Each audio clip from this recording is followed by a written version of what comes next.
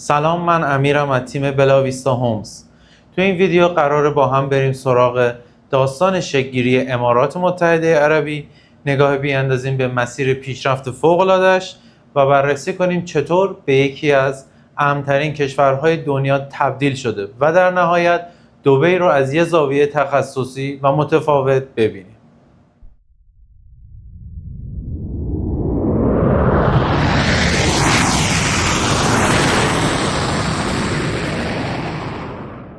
اگر قصد سرمایه گذاری در دبی رو دارید، این ویدیو میتونه دید خیلی دقیق تری رو بهتون بده و کمکتون بکنه که تصمیم هاتون رو هوشمندانه تر بگیرید. اگر به این جور محتواها علاقه‌مندید، ما رو فالو کنید و زنگوله بالا رو هم بزنید تا ویدیوهای بعدی رو از دست ندید.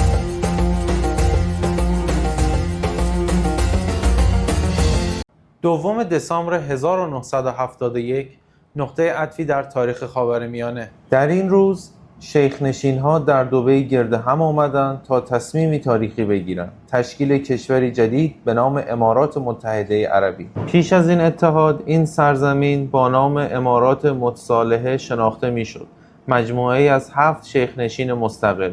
اما اوضاع منطقه نیاز به تغییر داشت. شیخ زاید بن سلطان آل نهیان، حاکم ابوظبی، کسی بود که پیشنهاد اتحاد را مطرح کرد. او آینده را میدید، آینده‌ای که تنها با وحدت ممکن بود. رهبران امارات با هم به توافق رسیدند و کمی بعد در سال 1972 رأس الخیمه هم به جمع آنها پیوست. از آن زمان شیخ زاید نه فقط به عنوان یک رهبر، بلکه به عنوان پدر ملت شناخته شد. مردی که آغازگر راهی تازه بود.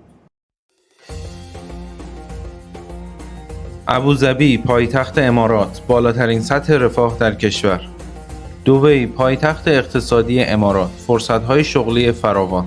رأس الخیمه سازنده اولین کازینو در امارات. شارجه شهری اسلامی و در حال ساخت. فجیره ساحل زیبای دریای عمان. عجمان شهر صنعتی و پر جنب و جوش. القوین شهری بدور از هر گونه تجملگرایی. دوستان، به طور کلی و ساده دبی را می شود به 5 دسته تقسیم بندی کرد که این دسته بندی بر اساس نوع کاربری، سبک زندگی در هر منطقه انجام شده که این مناطق عبارتند از تاریخی سنتی، مسکونی و خانوادگی، تجاری و اداری، ساحلی و تفریحی و همچنین مناطق نوساز و در حال توسعه.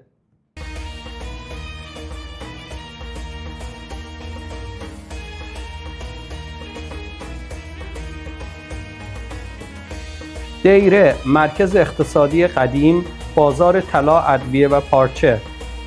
بردبی ریشه چند فرهنگی دبی از اینجا شروع شده.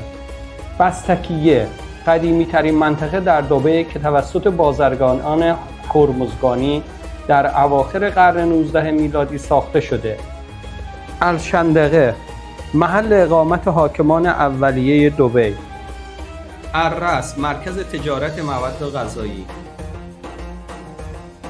سبخه محل قدیمی فعالیت‌های اقتصادی هندی‌ها و پاکستانی‌ها.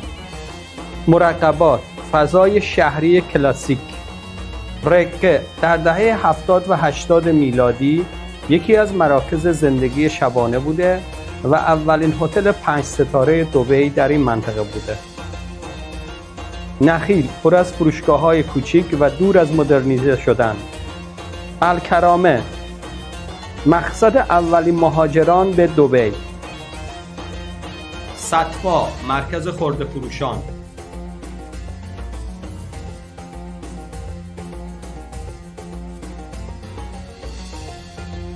مناطق مسکونی خانوادگی. این مناطق با قیمت کمتر و امکانات کاملتر مناسب برای خانواده‌های متوسط و کارمندان است.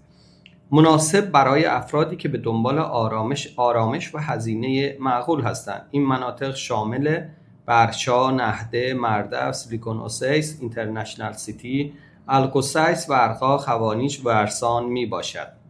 در ابتدا طبق جدولی که به نمایش گذاشته شده، قیمت این مناطق بر حسب هر اسکورفیت گنجانده شده است که از 600 درهم تا 1300 درهم می باشد. اما در جدول جدید ارزش ملک بر اساس سطح زندگی و امتیاز سرمایه گذاری در این جدول به شما نشان داده شده.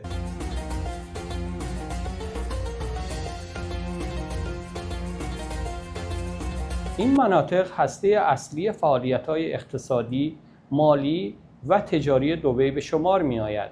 استقرار دفاتر اصلی شرکت‌های بزرگ بین‌المللی، موقعیت استراتژیکی در دبی و دسترسی عالی به سیستم حمل و نقل عمومی همه باعث شده‌اند این مناطق به گزینه اصلی برای راه‌اندازی کسب کار و سرمایه‌گذاری تجاری تبدیل شود. داونتاون، برج خلیفه و دبی مال ساخته شده توسط شرکت امار. بیزینس بی، مرکز نوین تجاری دبی، کانال آب و برج‌های اداری و مسکونی. DIFC، مرکز مالی بین‌المللی دبی، محل برگزاری نمایشگاه‌ها و همایش‌های جهانی. شیخ زاید رود، قلب ترافیکی دبی و محور حمل و نقل. القرهود، دفاتر اصلی و قدیمی شرکت‌ها و تولید کنندگان. القوس، مرکز صنعتی دبی با بهترین دسترسی. منطقه صنعتی رأس الخور، مرکز اصلی میوه و تربار و بازار بزرگ فروش خودرو. منطقه صنعتی جبل علی، منطقه صنعتی و لوجستیک دبی در دو محدوده فریزون و مینلند.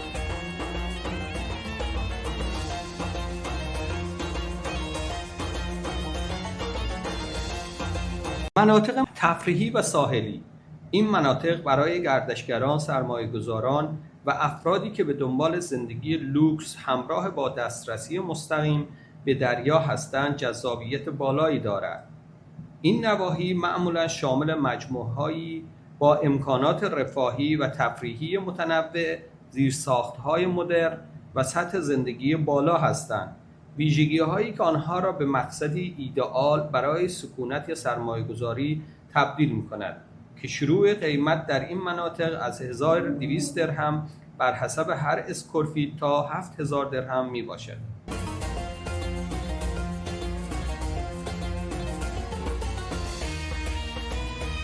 در 3 اپیزود قبلی در رابطه با ساختار سیاسی امارات و مناطق تاریخی، مسکونی، تفریحی و تجاری دبی صحبت کردیم.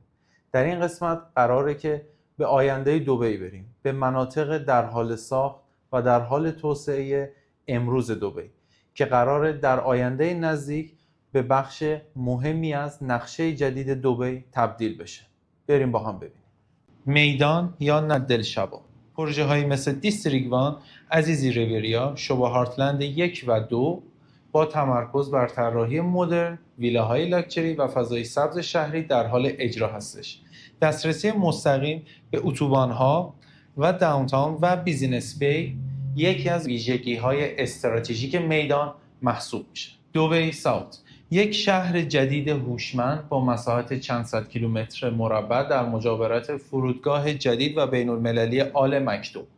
اینجا نه فقط برای سکونت بلکه برای تجارت، لوجستیک و صنایع پیشرفته طراحی شده.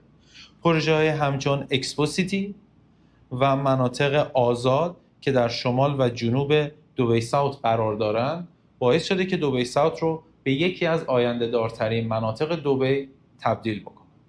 دبی کریک هاربر، پروژه کلان از شرکت اعمار که در حال ساخت یک مرکز شهری جدید در دبی و در کنار خور دبی هستش.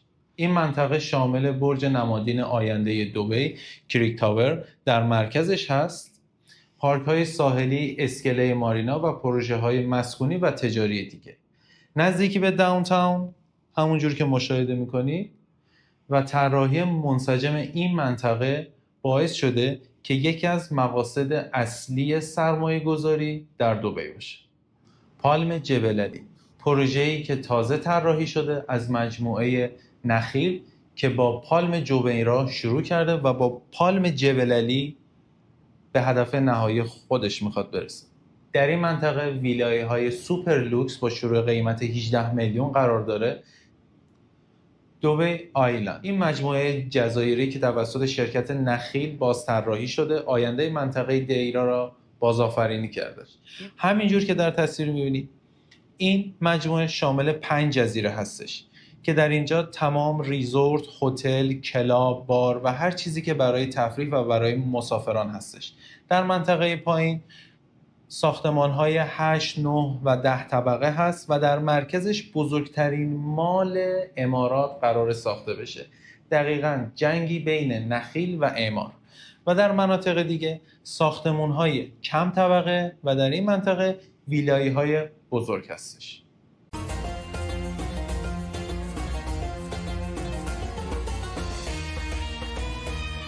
دبی شهری که در کمتر از نیم قرن از یک بندر ساحلی کوچک به یکی از بزرگترین و مدرن‌ترین و تاثیرگذارترین کلان شهرهای دنیا تبدیل شده و اکنون در آستانه تحولی بزرگتر است.